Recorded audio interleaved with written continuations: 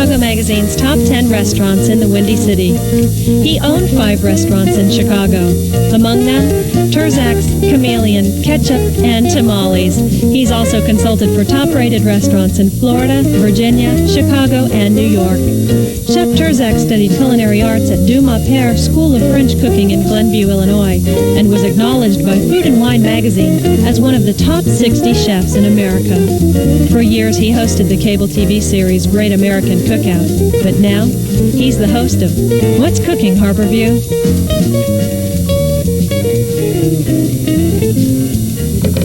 Hi, and welcome to another segment of What's Cooking, Harborview. This is the month of January, and every month we always go through this whole routine in the beginning of the year, rather, where we talk about losing weight. So we're going to dedicate this show to moderately caloric food. I say moderately caloric because if you've been watching this show, you know you're not going to lose any weight eating my food. But we're going to take a shot at it anyway. We're going to do 3 things. We're going to start with a Nicoise salad, which is an old traditional French-style salad, and which is kind of dedicated to the Nicoise olive to some degree, which there are probably about 85 varieties of. And then we're going to make a fish baked in a banana leaf with some broth, which is a little bit of a Spanish kind of thing. And then we're going to make what they call the Ile de Flottante, which is a classic French poached meringue dessert. I'm going to serve that with some raspberry coulis and some fruits and stuff, and you're going to like that. But we're going to start out with the Nicoise salad, and I have all the ingredients laid out here. Now, the Nicoise salad is a perfect salad to serve as an entree for lunch, or a very small version of as a pre-dinner salad. But typically it's served as an entree for lunch. And you can use any kind of lettuce you want, and we're going to start with some iceberg lettuce that I have cut up, and we're going to put it on our tray here, right around the middle of the tray. We're going to make this a nice decorated salad. And I'm making it for you kind of family style instead of individual. And there's multiple ingredients that go to this salad, and as long as they're all good, the salad is strictly a process of assembly. So we're going to cut up some nice tomatoes.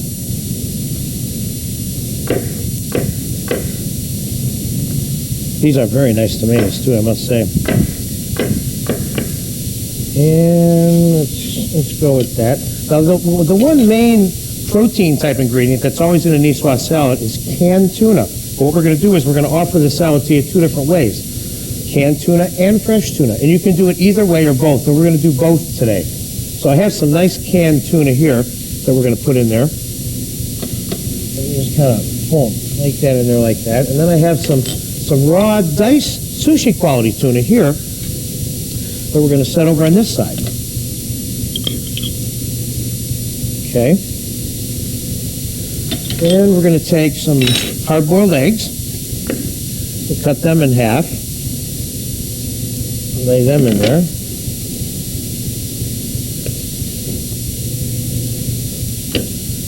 I shouldn't have said the tuna was the only protein thing, because these eggs are loaded with protein. That's kind of why this has been traditionally served as an entree salad. And some blanched red skinned potatoes.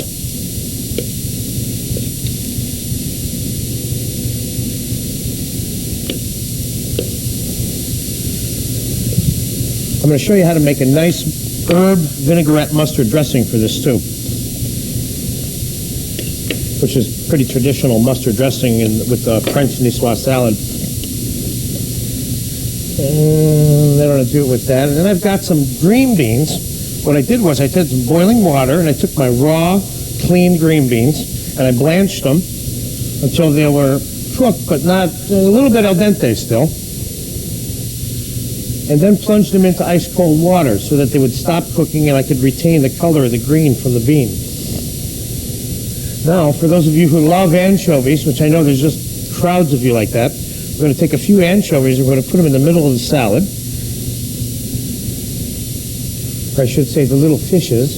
And we're going to take a little bit of purple onion, sliced up.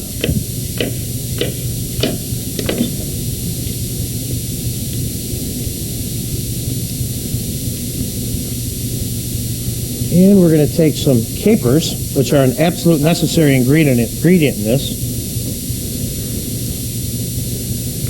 And finally, we're going to use some Kalamata olives instead of Nicoise. These are pitted Kalamata olives. As long as you have that briny Italian, Spanish, or French type olive, you have the right kind of olive. We'll put those in there, like that. And then I'm going to put a little bit of soy sauce on top of the raw tuna, you see, as part of the dressing for that.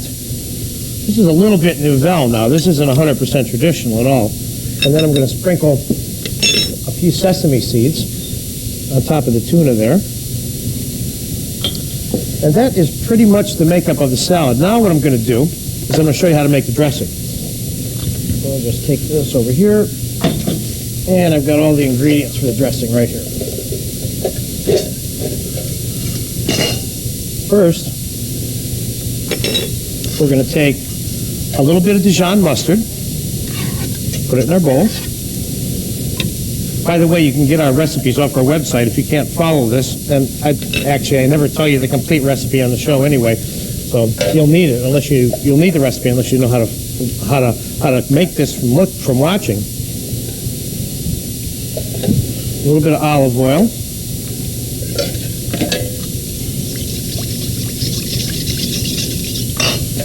How about a lot of olive oil? A little bit more. And some garlic. And some shallots. And a little red wine vinegar. And then finally, we're going to chop up some herbs. I have some basil and some fresh tarragon and some dill. This is a kind of an extra added little touch to the traditional mustard dressing.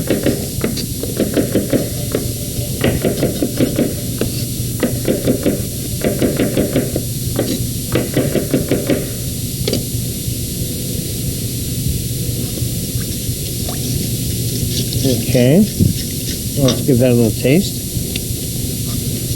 It's got a little bite to it. It's great. It's just the balance of that olive oil in there. Okay. Now we're going to just spoon some of this on top of the salad, on top of the lettuce part only. And then what I would do normally is serve the dressing on the side. And then we'll sprinkle it with a little chopped parsley, like so. And there is the first course in your moderately caloric menu, Nicoise salad.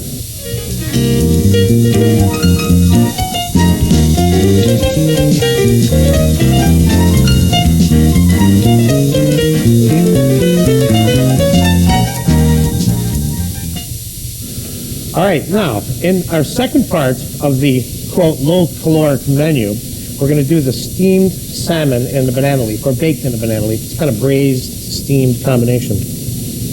Now, what you do is you start out by getting yourself a package of banana leaves at your Spanish or Mexican supply store. They sell these in packages like this, and they're like 1 pound packages, and they cost like $1, $1.50 a package. So they're very inexpensive. And they come all folded up and frozen. So you thaw them out, and you unfold it. Then what you do is you take your plate that you're ultimately going to serve your baked fish on, and you use it as a die, and you cut yourself a couple of circles out of the banana leaf, you see?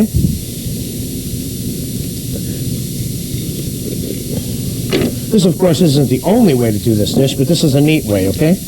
Now, we got one circle there, and we'll cut another circle out of this piece here.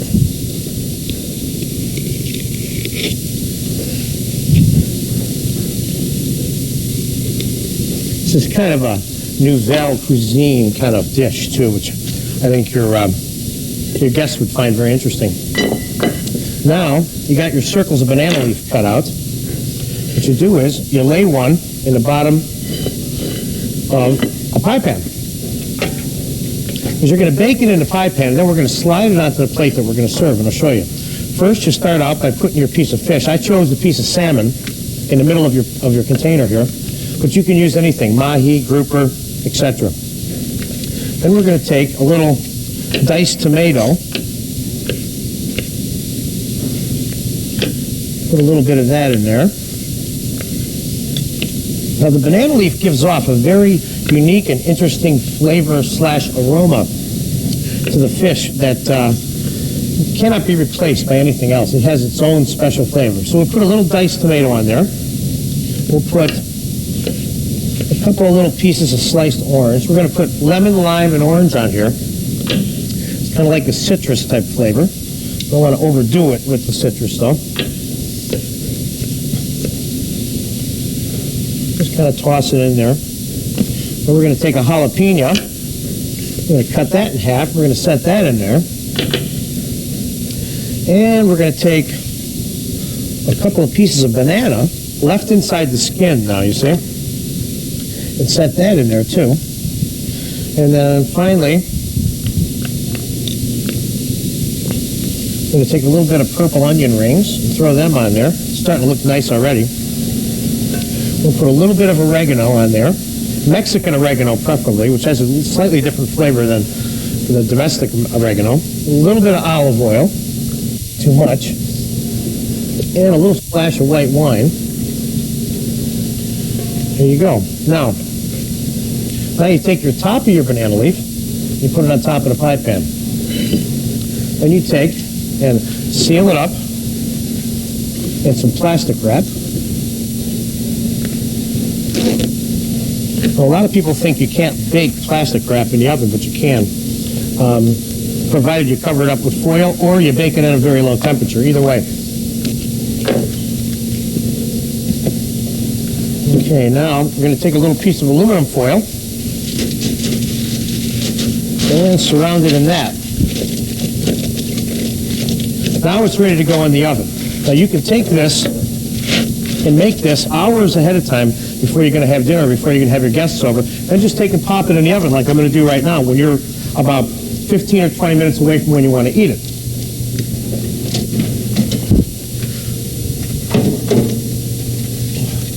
Now this one I just baked, put in the oven a few minutes ago. And so let's take a look at it and see how it came out.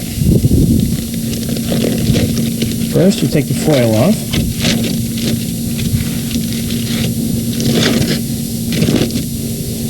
Then you take the plastic wrap off. Now you slide this onto your serving plate, carefully of course, like so.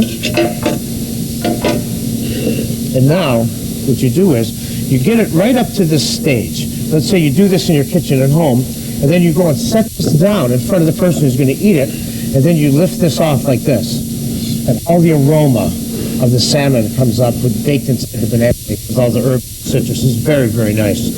And that is number 2 low calorie for the beginning of the year.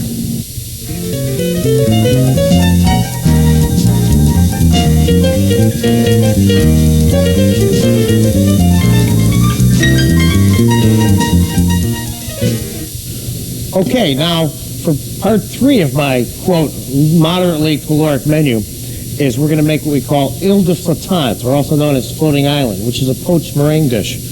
And I'm also going to do another version of the same kind of desserts. We're going to kind of do 2 desserts. But first we're going to start by making the meringue that the Floating Island, which is the base of the Floating Island.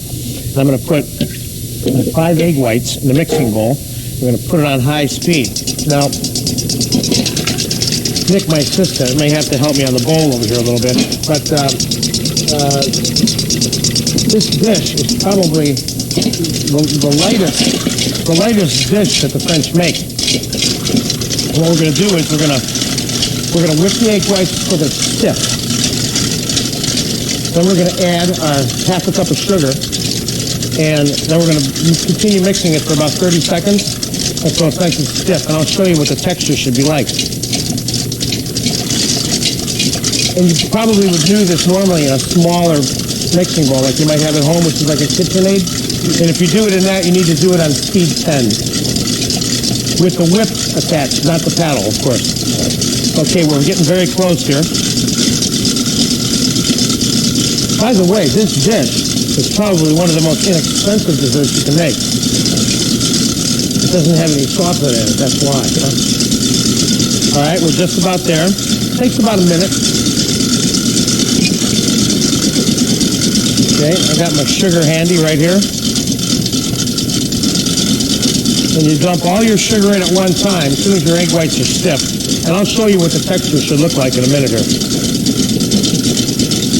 All right, the egg whites are stiff, and in goes the sugar. You continue beating that for about 30 seconds.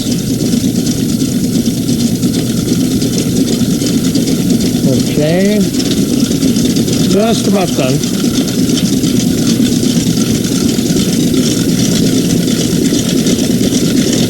Okay, that's done. All right, now I'll go show you how to put it in the bowl and put it in the oven. Okay, now I'll show you what the texture of those egg whites should look like. They should be stiff, but not too dried out. Notice how it clings to the rubber scraper? It's not dripping, it doesn't fall down. Okay, now, here's the technique and the procedure. First, you take some soft butter. You take any kind of mold you want, any size mold, from the size of a small soup cup up to 3 times this size if you'd like. You butter it with soft butter, rather heavily I might add, because you don't want your meringue sticking to this when you're done. Then a little bit of sugar.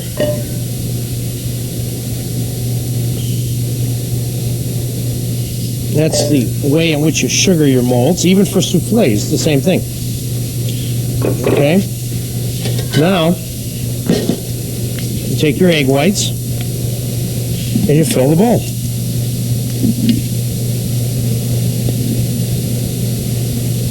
Pack them down in there. You don't want any air pockets in here.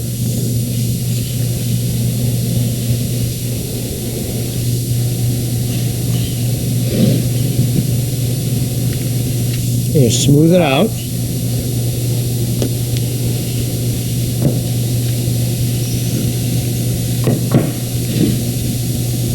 Like so. Okay. Now, you take yourself a nice piece of parchment paper and you butter it lightly and you set it on top of your bowl. Let's get some of that excess paper off of there.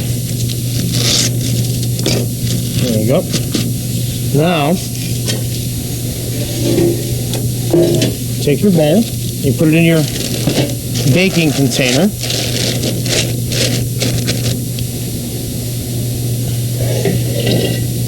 And you pour your lightly, just warm water. So you cover the mold about 3/4 of the way.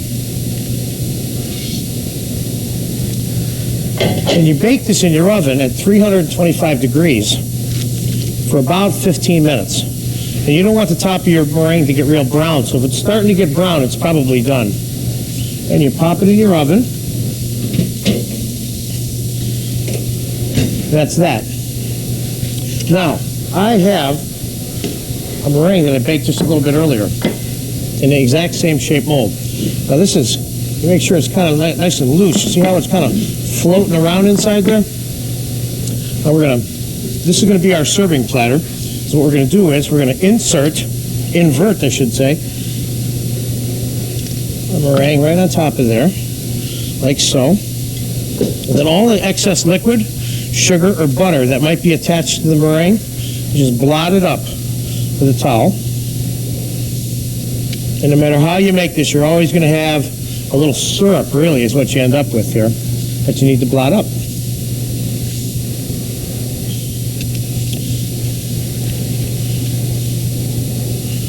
Okay.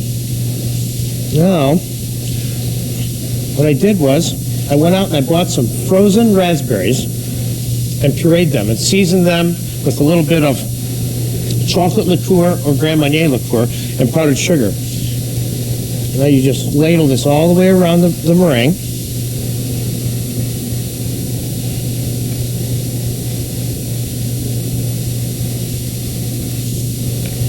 And you proceed to decorate it with your fruits. Now I chose a few different fruits. I've chose raspberries, obviously, because they're just so great. And we're going to decorate the top of this And I chose some fresh cherries because they happen to be in season right now. And I have nice fresh blueberries, a little bit of banana, and some strawberries.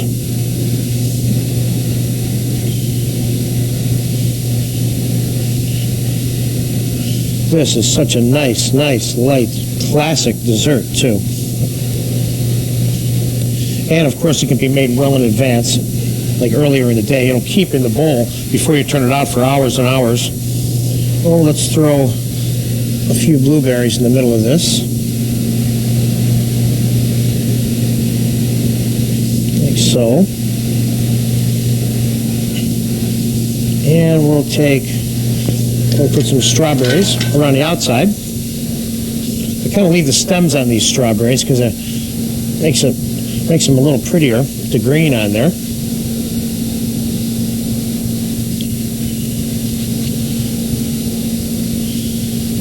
And this is very, very nice, very light. Now you can make small individual portions of this in a smaller container and just do all this decoration completely on one small plate.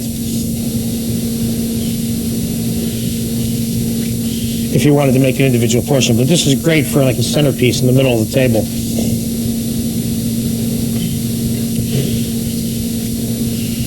Then I happen to have some cherries here that I picked the pits out of.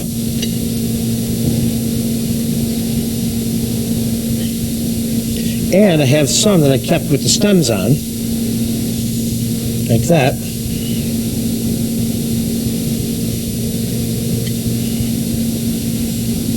Very simple, but very nice. And then I'm going to dust this with just a little bit of sugar, like so. This is where all the calories are in the whole dessert, right there, in that little powdered sugar. And that's that dessert. Now, what I'm going to do is I'm going to show you how to make a second version of the same kind of dessert by using a little bit of puff pastry instead of the meringue. Oh, that looks so nice. What you do is you take yourself a little piece of commercial puff pastry like I got here, and you can buy this in the supermarket. And you roll it out a little bit with some flour.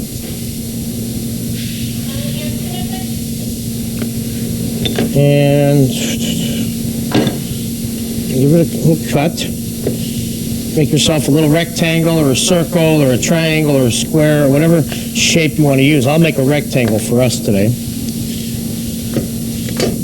And you take this and you put it on your cookie sheet and you make little square marks on top like that. Just kind of make a little decoration on it.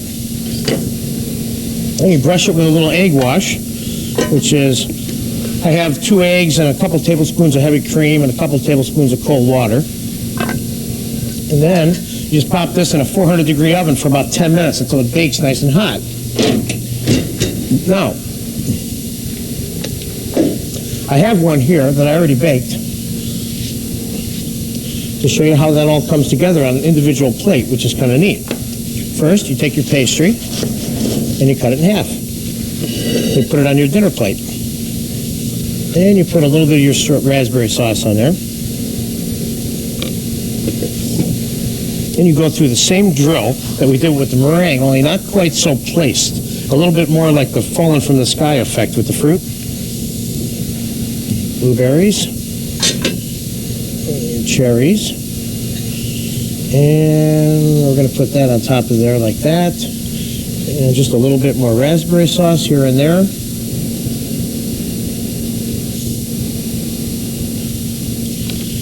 And we'll decorate it with a little strawberry like we did the other one.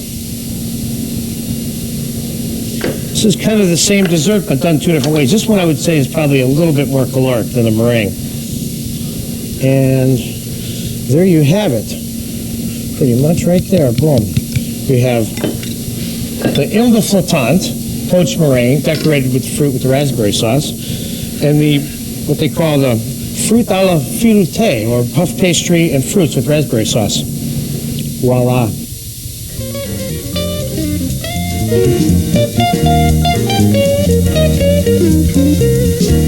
So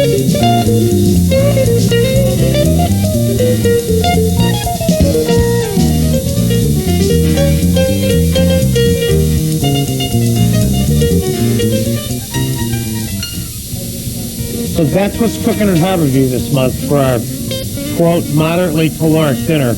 But next month we'll be back with all the usual fat stuff that you like so much, you know? And if you weren't able to follow any of the recipes, or you don't have a computer to get it on our website, don't forget that you can get it by copying the address that'll follow after this.